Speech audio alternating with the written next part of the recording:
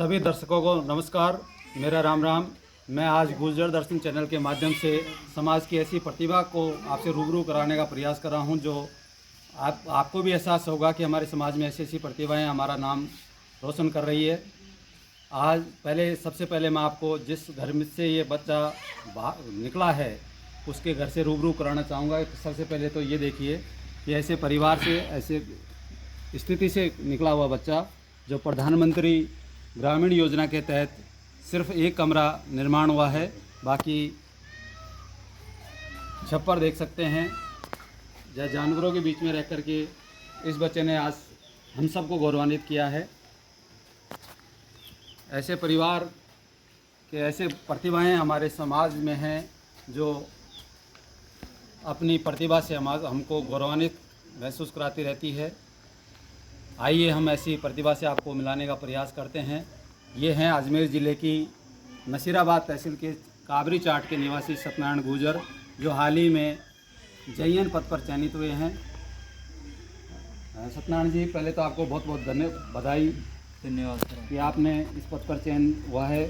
तो कृपया हमारे चैनल के दर्शकों को अपना संक्षिप्त परिचय दीजिए। राम राम साथियों, मेरा नाम सत्यनारायण गुर्जर है और मैं ग्राम पंचायत न्यारा के एक छोटे से गांव काबरीचाट का रहने वाला हूं और मेरी पंचायत समिति क्षेत्र नसीराबाद और अजमेर ज़िले का रहने वाला हूं। और मेरा हाल ही में चयन पद पर सिलेक्शन हुआ है जल संसाधन विभाग के अंदर। और ये मेरे दादाजी है और ये मेरे पिताजी है। दादाजी का नाम बताइए। मेरे दादाजी का नाम मंगलाजी गुर्जर है और पिताजी का नाम मंदरूप जी गुर्जर है। आपने बीटेक कहाँ से किया, थोड़ा क्या पता? मैंने 9वीं 10वीं न्यारा स्कूल से की है, सरकारी स्कूल से, और 12वीं मसूदा स्कूल से की है और मैंने बीटेक जयपुर से की है, सिविल इंजीनियरिंग ब्रांच के अंदर। सत्यनारायण जी, आपने किन किन समस्याओं का सामना करना पड़ा? जैसा कि हम आपके फैमिली बैकग्राउंड को देख रहे हैं, उससे हमको एहसास हो रहा है कि आप कैसे इस मुकाम पे पहुँचे। तो थोड़ा अपनी मेहनत के बारे में, कैसे आपने मुकाम हासिल किया, हमारे दर्शकों को बताने का प्रयास करें। यही है कि कोचिंग फीस इसकी ज़्यादा होती है जयन की, मतलब कोचिंग करने की, जो इसमें मतलब पूरे पैसे नहीं थे तो मैंने बीच में ही कोचिंग को छोड़ दी थी। फिर बाद में खुद में सेल्फ स्टडी की, मतलब PDF दोस्तों से PDF मंगवाई और यहाँ देव डिफेंस अकेडमी बांधनवाड़ा के अंदर 1.5-2 महीने वहाँ पर तैयारी की। वहाँ लाइब्रेरी है, वहाँ पर तैयारी करके फिर एग्ज़ाम दिया मेरा जयन पद पर सिलेक्शन। सत्यनारायण जी, आप एक कृषक परिवार से हैं। क्योंकि हमारा समाज भी एक कृषक पृष्ठभूमि से जुड़ा हुआ है, तो हमारे जितने युवा हैं समाज के या जो लोग हैं वो भी कृषक की श्रेणी में आते हैं। तो आप थोड़ा ये बताइए कि कृषक परिवार से होने के बावजूद आपने जो आज ये मुकाम हासिल किया है, इसमें सबसे बड़ा हाथ किसका मानते हैं? आपकी सफलता में महत्वपूर्ण भूमिका किसकी है? सबसे बड़ा हाथ तो मैं मतलब इतनी गरीबी में होते हुए माता पिता ने मुझे पढ़ाया है और सबसे बड़ा हाथ इन्हीं का जाता है, माता पिता को ही। और साथ में ही समाज को ये संदेश दूंगा कि मतलब बच्चे के पास पैसे नहीं होने की वजह से वो बीच में पढ़ाई छोड़ देते हैं, तो इनको क्या है, पढ़ाई कंटिन्यू रखनी चाहिए, भले कितने भी कठिनाई आए, क्योंकि एक ना एक दिन कोई सी नौकरी मिल ही जाएगी। समाज के युवाओं को क्या संदेश देना चाहेंगे? समाज के युवाओं को यही है कि वो पढ़ाई बीच में ना छोड़े। कैसे भी पढ़ाई कर रहे हैं, कैसे भी, मतलब मैं भी पढ़ाई करता था, पैसे घर वालों से नहीं लेता था, मेरे दोस्तों से पैसे मंगवाता था।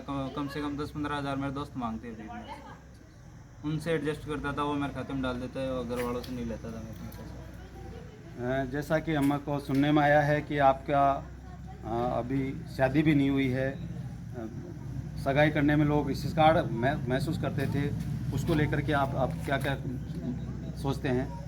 मैं तो यही बोलूँगा, समाज में छोटे छोटे बच्चों की सगाई कर देते हैं, उनकी शादी कर देते हैं, उनको मतलब 10वीं 12वीं पढ़ाकर ही शादी करनी चाहिए। छोटे बच्चे को ही बाल विवाह करा दिया जाता है यार।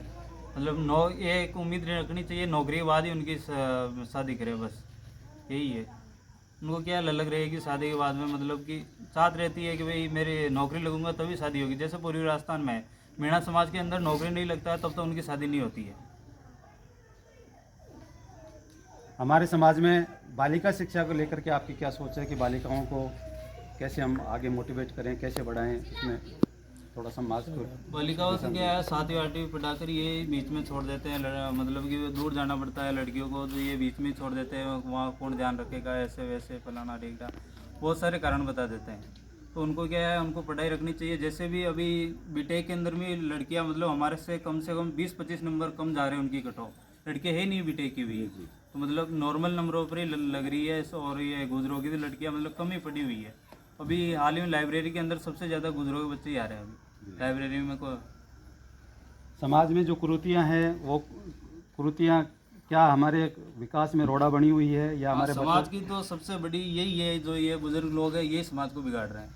समाज में ये बच्चा पैदा हुआ तो उनका 10 टन कर दिया, 10 टन हुआ, थोड़े दिन बाद में कोई माता कोई इसको बेरो जी को बिठा दिया, मामा जी को बिठा दिया, ऐसे मतलब पैसे बहुत ज़्यादा खर्च करते हैं। 10 टन के बाद में बच्चा आ रही, उनको मतलब उनको शिक्षा देनी चाहिए। वो 10 टन का पैसा खर्च ना करके उनकी मतलब बढ़िया स्कूल में डाले, तो वो पशु मतलब बच्चों को पढ़ाने के लिए उनके खर्चे रखना चाहिए पैसा। और मृत्यु बहुत पर भी थोड़ा मेन तो ये 10 टन ये इनको तो ख़त्म ही करना चाहिए बच्चों का। हमारे चैनल से रूबरू होने के लिए सत्यनारायण जी बहुत बहुत धन्यवाद आपका और आपके परिवार का। तो ये थे, अब इनके साथ ही इनके पिताजी भी हैं, तो मैं इनके पिताजी से पूछना चाहूँगा कि आप अपने बेटे की कामयाबी पर कैसा महसूस कर रहे हैं।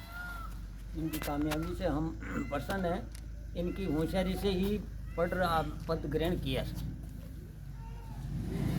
साथ में इनके दादाजी भी बैठे हुए हैं, तो दादाजी से पूछना चाहेंगे कि क्या अपने पोते की इस सफलता पर आप हमारे तो बोलबो भी नहीं आ जो आपकी भाषा में जो बोल सकते हैं बोलिए। बोला दिया कि ये मजबूरी हुई बढ़िया मेरे तो कहीं ना किया था हमारे साथ ही नहीं देना लेना ही और कहीं कोई अच्छा यही लगा हुआ यही करवा यही की पार्टी से टूल लगा के पढ़ाए। दादाजी का कहना है कि मेरे पास कुछ नहीं था, मैं खुद पढ़ा लिखा नहीं हूँ, ये क्या कर रहा है, कहाँ से ला रहा है, इसने अपने बेस पे अपनी सफलता अर्जित की है। तो मैं सब आग्रह करूँगा सभी मेरे श्रोताओं से, दर्शकों से कि वो ऐसे परिवार की प्रतिभाओं को आगे लाने के लिए भी आप सहयोग करें, जिससे कि हम समाज को ऐसी और प्रतिभाओं से मिला सकें। एक बार फिर मैं सबका हार्दिक अभिनंदन करता हूँ। राम राम साहब।